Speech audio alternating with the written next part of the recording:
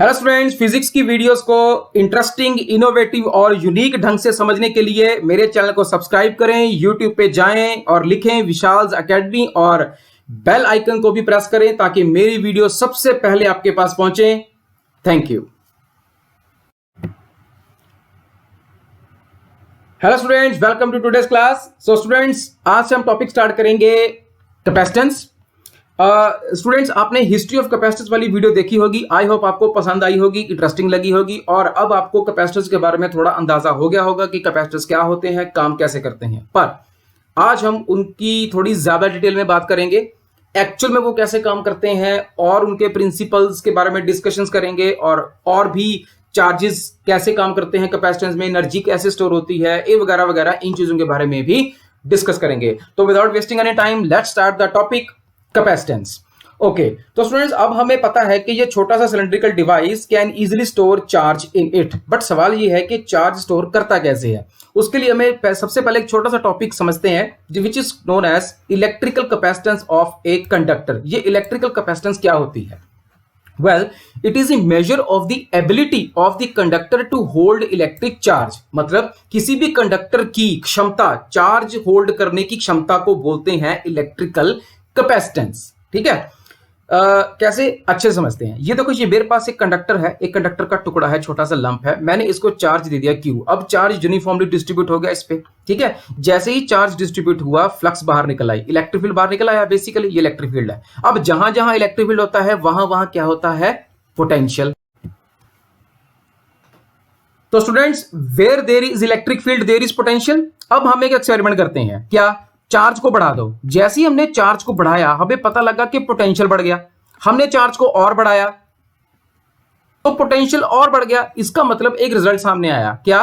कि charge is directly proportional to potential. जैसे जैसे हम चार्ज बढ़ाते गए, पोटेंशियल बढ़ता चला गया।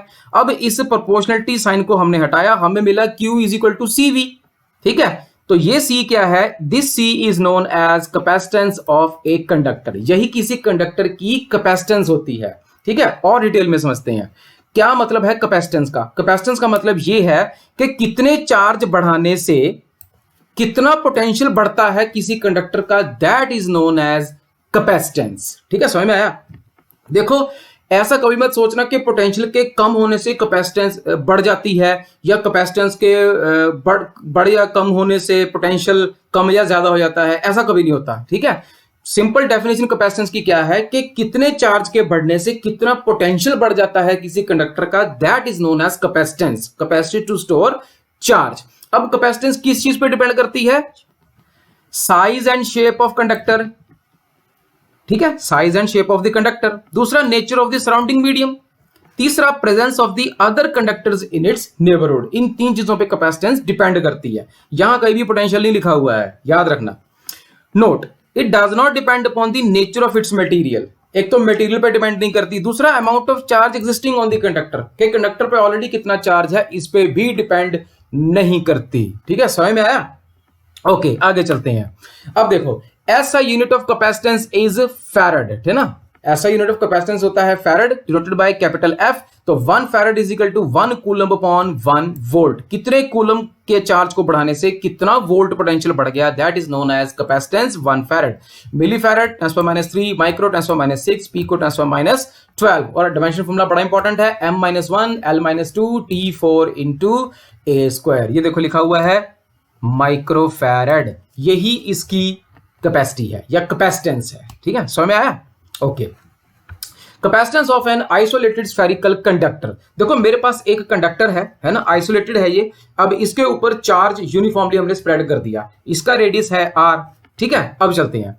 Potential at any point on the surface of spherical conductor. आपको पता है किसी भी स्फेरिकल कंडक्टर पे पोटेंशियल हर जगह क्या होता है? सेम। तो इसका मतलब potential at any point will be KQ/R।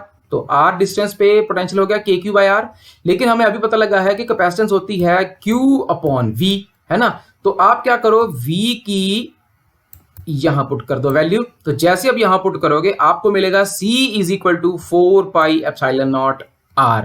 ये होती है कैपेसिटेंस किसी भी आइसोलेटेड स्फेरिकल कंडक्टर की। इसका मतलब capacitance only depends upon the radius. जितना रेडियस बढ़ाते चले जाओगे store capacity to store charge उतना ही बढ़ता चला जाएगा। और एक बड़ी नोट करने वाली बात, this the above formula is valid for hollow as well as solid spherical conductors। ठीक है, दोनों के लिए ये फॉर्मूला वैलिड है, क्योंकि एक्सेस चार्ज हमेशा बाहर आ जाता है, अंदर कोई चार्ज नहीं रहता। ठीक है, इतना क्लियर हुआ? Okay, how does a capacitor work? ये कैपेसिटर काम कैसे करता है? अब आई मुद्दे की बात, चलिए समझते हैं। देखो, ये हमारे पास दो प्लेट्स हैं, अनचार्ज्ड प्लेट्स हैं। ठीक है, और ये हमने लगा ली एक बैटरी और ये लगा लिया स्विच। ठीक है, अभी ऑन नहीं किया। तो अब हम क्या करते हैं, देखो स्विच ऑन करते हैं। जैसे ही हमने स्विच ऑन किया तो बैटरी का पॉजिटिव टर्मिनल इस प्लेट से सारे इलेक्ट्रॉन्स अपनी तरफ खींचेगा। बारी बारी करके सारे इलेक्ट्रॉन्स इसकी तरफ आते चले जाएंगे और बैटरी अपने में इलेक्ट्रॉन भरती चली जाएगी। जब बहुत सारे इलेक्ट्रॉन, मतलब जब मैक्सिमम इलेक्ट्रॉन्स बैटरी खींच लेगी, तब इस प्लेट पे आएगा पॉजिटिव चार्ज और ये प्लेट हो जाएगी हाई पोटेंशियल वाली प्लेट। ठीक है, अब क्या होगा, क्योंकि बैटरी ने काफी इलेक्ट्रॉन स्टोर कर लिए, अब यही इलेक्ट्रॉन्स बैटरी पुश करेगी और ये दूसरी प्लेट के अंदर जाने स्टार्ट हो जाएंगे। जितने बैटरी ने इलेक्ट्रॉन्स खींचे हैं सारे के सारे बैटरी पुश करती जाएगी दूसरी प्लेट में, और दूसरी प्लेट एक्वायर कर लेगी नेगेटिव चार्ज और ये आ जाएगी लो पोटेंशियल वाली प्लेट पे। अब हमारे पास दो प्लेट्स हैं, high potential plate and low potential plate. This is how a capacitor is charged. इसको बोलते हैं चार्जिंग ऑफ कैपेसिटर। अब कैपेसिटर पूरी तरह चार्ज हो गया, तो अब चार्ज तो हो गया, अब करें क्या? देखो क्या करें, देखो एक और चीज है, charge can not jump across this gap. यहां पे हमने इसको एजम्पशन ली हुई है कि चार्ज इस गैप को, इस वाले गैप को जंप नहीं कर सकता, इसको हमने एजम्पशन ली हुई है। ठीक है, चलो मुद्दा क्या था? मुद्दा ये था कि कैपेसिटर काम कैसे करता है। तो काम करवाने के लिए कैपेसिटर को एनर्जी देनी तो जरूरी है। अब एनर्जी के रूप में हमने दे दिए कैपेसिटर को चार्ज। अब हमारे पास दो चार्ज प्लेट्स हैं, तो दो चार्ज प्लेट का क्या करें? देखो, ये दो चार्ज प्लेट्स हैं, दो चार्ज प्लेट्स को आप ये लगाओ एक रेजिस्टर और ये लगाओ एक बल्ब। अब क्या होगा, जैसे ही आप कनेक्शंस को, सारे कनेक्शंस को फिट कर दोगे तो एक इलेक्ट्रॉन यहां से निकलेगा और सीधा सर्किट के अंदर से जाएगा और इस बल्ब के अंदर एंट्री मारेगा। जैसे ही सर्किट पूरा हुआ, बल्ब साथ की साथ जल जाएगा, मतलब बल्ब चलने लगेगा। ठीक है, बल्ब लाइट प्रोड्यूस करने लगेगा। धीरे धीरे धीरे सारे इलेक्ट्रॉन्स आते चले जाएंगे, आते चले जाएंगे, आते चले जाएंगे। बल्ब तब तक चलता रहेगा, चलता रहेगा, चलता रहेगा, जब तक सारे इलेक्ट्रॉन्स जंप करके इस प्लेट पे नहीं पहुंच जाते और इस प्लेट को न्यूट्रलाइज नहीं कर देते, तब तक बल्ब चलता रहेगा, तब तक सर्किट चलता रहेगा। एक टाइम आएगा जब ये प्लेट भी अनचार्ज हो जाएगी, ये प्लेट भी अनचार्ज हो जाएगी। इसका मतलब जो इनिशियल कंडीशन थी वो वापस आ गई, क्योंकि हमारे पास था अनचार्ज प्लेट्स। ठीक है, जब कैपेसिटर काम कर रहा था, इसको बोलते हैं डिस्चार्जिंग ऑफ ए कैपेसिटर। अब कैपेसिटर अपना जो चार्ज था वो डिस्चार्ज कर रहा था, फिर अब कैपेसिटर खाली हो गया, अब कैपेसिटर को फिर चार्ज करना पड़ेगा। ठीक है, कैपेसिटर होता है ड्रॉप ड्रॉप चार्ज, लेकिन कैपेसिटर जो एनर्जी देता है वो एकदम से देता है इंस्टेंट। ठीक है, आप पूछोगे कि ये काम बैटरी भी तो कर सकती है, ये कैपेसिटर की क्या जरूरत है? बड़ा अच्छा सवाल है, अगर आपके मन में आया था तो। सवाल फिर से दोहराता हूं, बैटरी भी तो यही काम कर सकती है, कैपेसिटर की क्या जरूरत है? देखो, इस क्वेश्चन का आंसर आपको जरा सा देर बाद मिलेगा, तो प्लीज हैव पेशेंस। ठीक है, चलिए आगे चलते हैं। तो कैपेसिटर का सिंबल क्या होता है? ये दो parallel plates is symbol of capacitor. ठीक है, इसको बोलते हैं फिक्स कैपेसिटेंस, और अगर वेरिएबल कैपेसिटेंस है तो बीच में एक लाइन लगा देते हैं, this is known as variable capacitance. ठीक है, समझ में आया? ओके, कैपेसिटर का सिंबल था ये। अब पैरेलल प्लेट कैपेसिटर, मैंने वीडियो में भी बताया था, पैरेलल प्लेट कैपेसिटर दो प्लेट्स लगी होती हैं पैरेलल, और उनको चार्ज करके हम पैरेलल प्लेट कैपेसिटर बना सकते हैं। तो अब हमारा टॉपिक है पैरेलल प्लेट कैपेसिटर। ये मेरे पास दो प्लेट्स हैं, दोनों के पास है एरिया ए, इक्वल एरिया है। ठीक है, तो इसका मैं बनाऊंगा एक पीपीसी, मतलब पैरेलल प्लेट कैपेसिटर, और अब मैं पैरेलल प्लेट कैपेसिटर को पीपीसी बोलूंगा। अब मेरे पास ये आ गई ये दो प्लेट्स। ठीक है, एक की सरफेस चार्ज डेंसिटी है पॉजिटिव, एक की सरफेस चार्ज डेंसिटी है नेगेटिव। ऐसा भी कह सकते हो, one is positively charge plate, other is negatively charge plate. ठीक है, अब क्योंकि चार्ज सेपरेशन होगी तो बीच में आएगा इलेक्ट्रिक फील्ड, आ गया इलेक्ट्रिक फील्ड बीच में, ये इलेक्ट्रिक फील्ड है। ठीक है, ये तो पता ही है आपको, दिस इज इलेक्ट्रिक फील्ड। और इन प्लेट्स में है डिस्टेंस डी। ठीक है, डिस्टेंस डी है प्लेट्स में। अब ये देखो जी, साइड में मैंने विंडो बना दी, अब आपको यहां से रेफरेंस मिल जाएगा। तो electric field in region 1 and 2, ध्यान से देखो 1 और 2 रीजन में कितना इलेक्ट्रिक फील्ड है? जीरो। क्यों जीरो? क्यों? पुरानी वीडियो देखना है कि उसमें मैंने बहुत अच्छे तरीके से समझाया हुआ है कैसे इलेक्ट्रिक फील्ड जीरो होता है। देखो मैं फिर भी बता देता हूं। पॉजिटिव का फील्ड बाहर, नेगेटिव का इलेक्ट्रिक फील्ड अंदर, तो फील्ड होगी कैंसिल। यहां भी क्या है? नेगेटिव का इलेक्ट्रिक फील्ड अंदर को, पॉजिटिव का इलेक्ट्रिक फील्ड बाहर को, तो यहां भी इलेक्ट्रिक फील्ड जीरो। तो 1 और 2 रीजन में इलेक्ट्रिक फील्ड जीरो, तो इलेक्ट्रिक फील्ड सिर्फ थर्ड रीजन में होगा। Net electric field in region 3 is, मतलब ये होगा electric field between the plates, sigma upon epsilon naught होता है, ठीक है। Potential difference between the plates कितना होगा? V is equal to E into D. देखो यहां पे अगर आपको फॉर्मूला याद ना रहे तो आप एक बात याद रखो,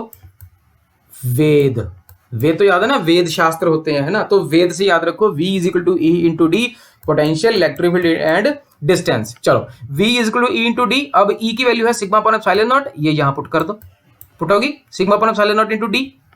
C is equal to Q upon V, तो पता ही है, चार्ज अपॉन पोटेंशियल।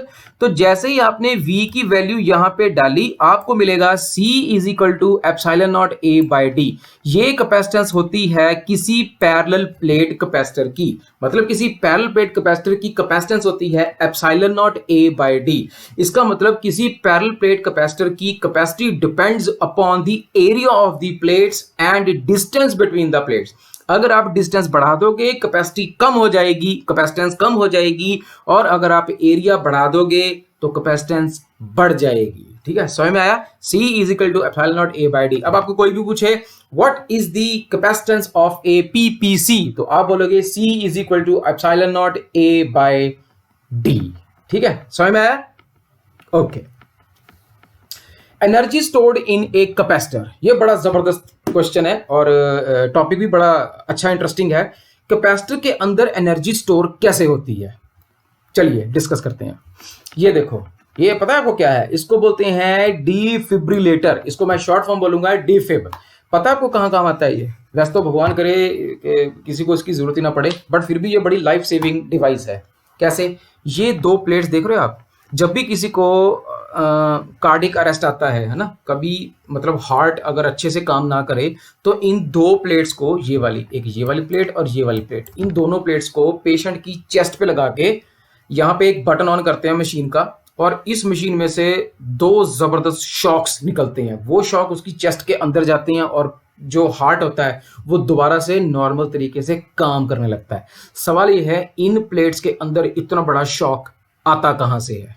जबरदस्त टेक्नोलॉजी है, देखो इसके पीछे कैपेसिटर काम करता है। दूसरा, इस कैमरा की जो फ्लैश लाइट है, इतनी ज्यादा फ्लैश लाइट बाहर निकलती है, एकदम से फ्लैश लाइट बाहर निकलती है, तो ये एकदम वाली एनर्जी कौन देता है? एक्चुअली ये देता है कैपेसिटर। तो अब मैंने जो आपको क्वेश्चन पूछा था कि जो काम बैटरी कर सकती है वो काम कैपेसिटर से क्यों कराएं, कैपेसिटर में खास क्या है, अब उसका आंसर मिलेगा, ठीक है। चलिए डिस्कस करते हैं। ये देखो देखो, जब भी हम कैपेसिटर को चार्ज करते हैं तो वो ऐसे चार्ज होता है, ड्रॉप ड्रॉप, हल्का हल्का, धीरे धीरे चार्ज होगा, धीरे धीरे धीरे धीरे। लेकिन जब कैपेसिटर डिस्चार्ज होता है, आप ऐसे समझो इस बकेट को आपने बिल्कुल एकदम से उल्टा कर दिया, सारा पानी गिरा दिया, मतलब भरने में लग गए 2 घंटे और खाली करने में लगा 1 मिनट। सेम चीज कैपेसिटर में होती है। कैपेसिटर चार्ज तो होता है बड़ी धीरे धीरे, लेकिन वो जब डिस्चार्ज होता है तो एकदम से एनर्जी, इंस्टेंट एनर्जी देता है, इतनी ज्यादा एनर्जी देता है कि जितनी हमको रिक्वायरमेंट होती है उतनी एनर्जी तो हमें मिल ही जाती है। लेकिन बैटरी ऐसा नहीं करती। बैटरी क्या करती है? धीरे धीरे चार्ज होती है, धीरे धीरे एनर्जी देती है। उससे क्या होता है, कई बार करंट की सप्लाई में या सर्किट में कुछ प्रॉब्लम्स आ जाती हैं, जैसे करंट की सप्लाई में प्रॉब्लम आ गई, वोल्टेज की सप्लाई में प्रॉब्लम आ गई, उससे डिवाइस खराब हो जाते हैं। कैपेसिटर क्या करते हैं कि एनर्जी को रेगुलराइज कर देते हैं, रेगुलर एनर्जी देते हैं, देते तो एकदम ही है, लेकिन पावर सर्ज नहीं आता, मतलब कि पावर में कमी नहीं आती, जिससे डिवाइस खराब होने से बच जाता है। इसलिए कैपेसिटर की जरूरत पड़ती है। तो ये था उस चीज का आंसर कि जहां बैटरी काम नहीं आती वहां कैपेसिटर्स काम आते हैं। चलो अब मुद्दे पे वापस आते हैं। हाँ, ये देखो मेरे पास एक कैपेसिटर है, अब मैं इस कैपेसिटर को चार्ज करता हूं। ये भेज दिया चार्ज, ये जा रहा है चार्ज, जाई जा रहा है, जाई जा रहा है, जाई जा रहा है, धीरे धीरे चार्ज, जो प्लेट है वो चार्ज हो रही है, चार्ज हो रही है, होती जा रही है, होती जा रही है। एक टाइम आएगा जब प्लेट्स, दोनों प्लेट्स चार्ज हो जाएंगी और इनमें आएगा इलेक्ट्रिक फील्ड। आ जाएगा इलेक्ट्रिक फील्ड, क्योंकि इधर है सपोज पॉजिटिव चार्ज, इधर है नेगेटिव चार्ज, तो चार्ज सेपरेशन होगी, बीच में आ गया इलेक्ट्रिक फील्ड। अब कहानी ये है कि जो कैपेसिटर के अंदर चार्ज, कैपेसिटर के अंदर जो एनर्जी स्टोर होती है वो होती है in the form of electric field. Electric field के अंदर चार्ज, कैपेसिटर की एनर्जी स्टोर होती है। ठीक है, कैसे स्टोर होती है ये देखो, इन प्लेट्स को आप 3D में इमेजिन करो, प्लेट बंद तो होगी ना कहीं से ऊपर, ऐसे दिखेंगी आपको ये प्लेट्स, ये दोनों प्लेट्स आपको ऐसे दिखेंगी ऊपर से बंद, इलेक्ट्रिक फील्ड इसके अंदर भरा हुआ है। आप ऐसे समझो ये एक क्यूबॉइड है, क्यूबॉइड की प्लेट का एरिया है A और डिस्टेंस है D, तो वॉल्यूम कितना हुआ क्यूबॉइड का, A इंटू D, ये वॉल्यूम हो गया ना। अब ये पूरा अंदर जो वॉल्यूम है वो इलेक्ट्रिक फील्ड से भरा हुआ है, इसके अंदर पूरे बॉक्स के अंदर इलेक्ट्रिक फील्ड है। एक्चुअली आप ऐसे समझो कि बॉक्स के अंदर जैसे पानी भरा हुआ है और पानी में बहुत सारी एनर्जी है, ऐसे ही इस बॉक्स के अंदर इलेक्ट्रिक फील्ड के अंदर एनर्जी स्टोर हुई पड़ी है। एक्चुअली वही है कैपेसिटर की एनर्जी। ठीक है, समझ में आया? अब अगर इसको हम क्वांटिफाई करना चाहते हैं, क्वांटिफाई का मतलब ये है हमें कैसे पता कितनी एनर्जी है। चलो मैं ये समझ में आ गया कि इस डब्बे के अंदर इलेक्ट्रिक फील्ड है, इलेक्ट्रिक फील्ड में एनर्जी स्टोर हुई पड़ी है, पर कितनी, उसके लिए हमें मैथमेटिकल मॉडल बनाना पड़ेगा। चलिए समझते हैं क्या होता है mathematical model. Suppose after charging a capacitor, total charge on the capacitor is Q and potential is V। मान लो किसी कैपेसिटर को फुली चार्ज करने के बाद आपको मिला चार्ज Q और मिला वोल्टेज V, मिल गया। लेकिन जब आप चार्ज कर रहे थे during the charging, let small amount of charge is Q, क्योंकि छोटा छोटा चार्ज आ रहा था, क्योंकि जो कैपेसिटर है वो धीरे धीरे चार्ज होता है और पोटेंशियल भी धीरे धीरे बढ़ता है ना, Q directly proportional to V, first slide याद आ गया। तो छोटा छोटा potential is V। At this stage, the work dW required to transfer an additional element of charge dQ। तो काम तो करना पड़ेगा ना, चार्ज को ट्रांसफर करने के लिए यही काम कौन करता है, बैटरी करती है। तो बैटरी सारा चार्ज पहुंचा रही होती है, तो dW is equal to V into dQ। ऐसा क्यों? ऐसा इसलिए क्योंकि पोटेंशियल होता है वर्क अपॉन चार्ज, याद है ना। तो ये बन गया dW इज इक्वल टू छोटा वर्क इज इक्वल टू छोटा पोटेंशियल इंटू बहुत छोटा चार्ज dQ। V की वैल्यू क्या होती है, Q upon C into dQ। अब टोटल वर्क डन नीडेड, कितना टोटल वर्क डन चाहिए क्या करने के लिए, चार्ज 0 से Q तक लेके जाने के लिए, 0 से Q तक लेके जाने के लिए। जैसे ही आपने इस पूरे की वैल्यू यहां पे पुट की और इंटीग्रेट किया, आपको मिला Q²/2C। इतना वर्क डन करती है बैटरी कैपेसिटर को चार्ज करने के लिए। This is also the total work done by the electric field on the charge when the capacitor discharges. तो अब जब आप एनर्जी कैपेसिटर, आपने कैपेसिटर को एनर्जी दे दी, अब जब आपने कैपेसिटर से एनर्जी लेनी है ना, तब भी इतना ही वर्क डन होगा, तब भी इतना ही वर्क डन होगा। वो वर्क डन कौन करेगा, इलेक्ट्रिक फील्ड करेगा। तो देन Q, ये जो Q है decreases from capital Q to 0, क्योंकि बड़ा चार्ज है, धीरे धीरे कम होके वो हो जाएगा 0, कैपेसिटर खाली हो गया।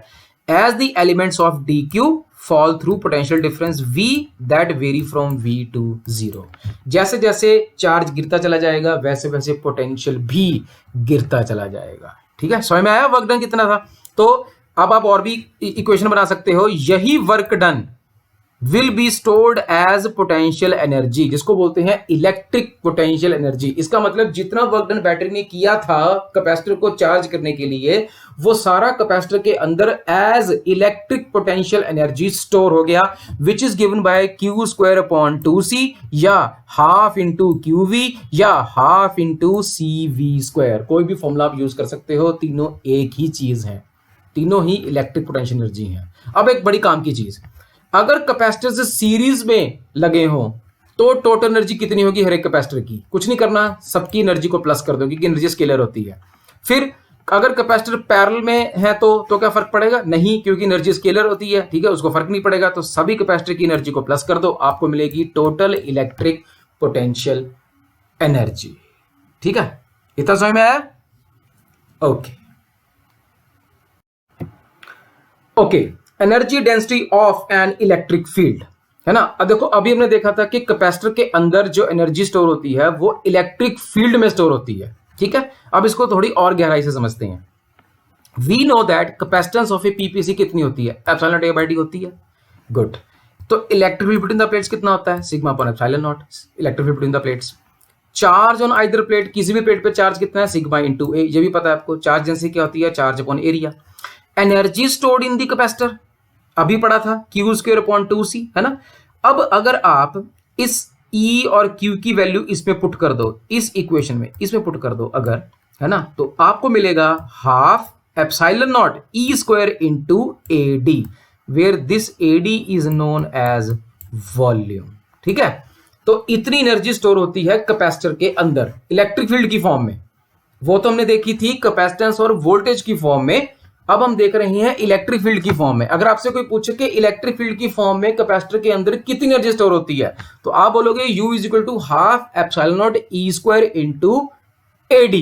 ठीक है, अगर आप इस AD को इस U के नीचे ले आओ तो ये बनेगा energy stored per unit volume, या इसको बोलेंगे एनर्जी डेंसिटी। ये होती है half epsilon not E square. देखा, फिर आ गया इलेक्ट्रिक फील्ड। अब इसको विजुलाइज करो कैसे। मैंने आपको बताया था कि इस कैपेसिटर के अंदर इलेक्ट्रिक फील्ड है और इलेक्ट्रिक फील्ड के अंदर एनर्जी स्टोर हुई पड़ी है।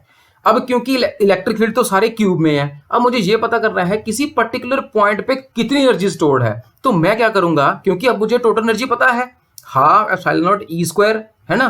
तो अब आप ये समझो कि इस क्यूब के अंदर छोटे छोटे क्यूब्स हैं, छोटे छोटे क्यूब्स।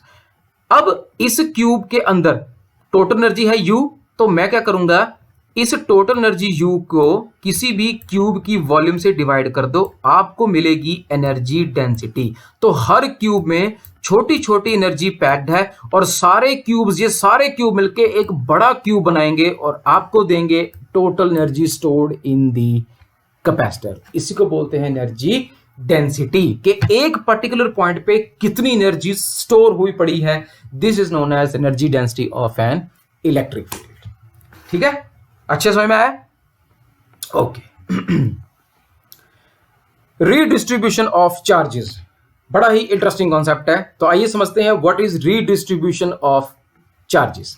देखो मेरे पास दो इंसुलेटेड कंडक्टर्स हैं, ये देखो मेरे पास दो इंसुलेटेड कंडक्टर्स हैं जिन पे यूनिफॉर्मली चार्ज स्प्रेड हुआ पड़ा है। तो late initially charge is C1V1 और दूसरे पे चार्ज C2V2। ठीक है, इतना हो गया।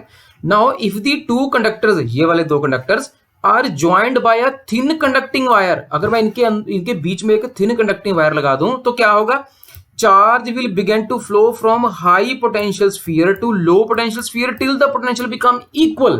ठीक है, कैसे, मैं समझाता हूं कैसे। अब देखो ये वाली तार, ये कनेक्टिंग वायर है, मैंने दोनों स्फीयर के को एक तार से ज्वाइन करा दिया। अब चार्ज जाने लगेगा, हाई पोटेंशियल स्फीयर से चार्ज लो पोटेंशियल स्फीयर में जाने लगेगा। ठीक है, ये जा रहा है। देखो आप ये मत कहना कि पॉजिटिव चार्ज कैसे जा सकता है, फिलहाल हमने सिर्फ इतना माना हुआ है कि चार्ज आ रहा है। ये चार्ज तब तक जाता रहेगा जब तक दोनों स्फीयर का पोटेंशियल बिल्कुल इक्वल नहीं हो जाता, मतलब V1 is equal to V2 equal नहीं हो जाते। जैसे ही पोटेंशियल इक्वल हो जाएंगे चार्ज फ्लो होना बंद हो जाएगा। ठीक है, समझ में आया? अब क्योंकि कॉमन पोटेंशियल आ गया, तो कॉमन पोटेंशियल होता है total charge upon total capacitance. Common potential होता है total charge upon total capacitance. Total charge कितना हो गया, क्योंकि charge remains constant Q1 plus Q2 और कैपेसिटेंस कितनी होती है C1 प्लस C2, लेकिन Q1 क्या होता है C1V1 और Q2 क्या होता है C2V2। तो ये मेरे पास बन गया कॉमन पोटेंशियल का formula, C1V1 plus C2V2 upon C1 plus C2। अब चार्ज देखो, जब चार्ज दोनों स्फीयर में के अंदर जाएगा तो चार्ज अपने आप को रीडिस्ट्रीब्यूट करेगा टू अचीव इक्विलिब्रियम, है ना। तो if after redistribution charges on A and B sphere are Q1 dash and Q2 dash, नया चार्ज आ गया ना, हमें क्या पता किस पे कौन सा चार्ज आया। मान लो कोई भी चार्ज आ गया Q1 dash and Q2 charge दोनों स्फीयर पे, तो Q1 डैश की वैल्यू क्या होगी C1V, क्योंकि कॉमन पोटेंशियल हो गया। Q2 डैश की वैल्यू होगी C2V, क्योंकि कॉमन पोटेंशियल हो गया। अब जैसे ही मैंने इसकी रेशियो ली, मुझे पता चला Q1 dash is equal to C1, Q1 dash upon Q2 dash is equal to C1 upon C2, है ना। बड़ा इंपॉर्टेंट रिजल्ट है। समझ में आया रिजल्ट क्या होता है, मतलब समझ में आया ये रिजल्ट क्या है। ये रिजल्ट हमें ये कह रहा है कि न्यू चार्ज डिस्ट्रीब्यूशन जो होगी वो होगी according to the capacitance of the conductor. समझ में आया। Thus, after redistribution, the charges on the two conductors are in the ratio of their capacitances. जैसी जिसकी कैपेसिटी वैसा ही चार्ज वो स्टोर करेगा, दो पोटेंशियल इज कांस्टेंट। अब ये इक्वेशन वही वैलिड है जहां पे जो पोटेंशियल है वो कॉमन पोटेंशियल हो जाए, मतलब पोटेंशियल एक टाइम पे आके कांस्टेंट हो जाए या इक्वल हो जाए, वहीं ये फॉर्मूला लगेगा। तो जब भी चार्ज रीडिस्ट्रीब्यूट होगा तो charge will be redistributed according to the capacitance of the या according to the ratio of their capacitances. जैसी जिसकी कैपेसिटेंस वैसा उसका चार्ज। ठीक है फ्रेंड्स, समझ में आया? ओके।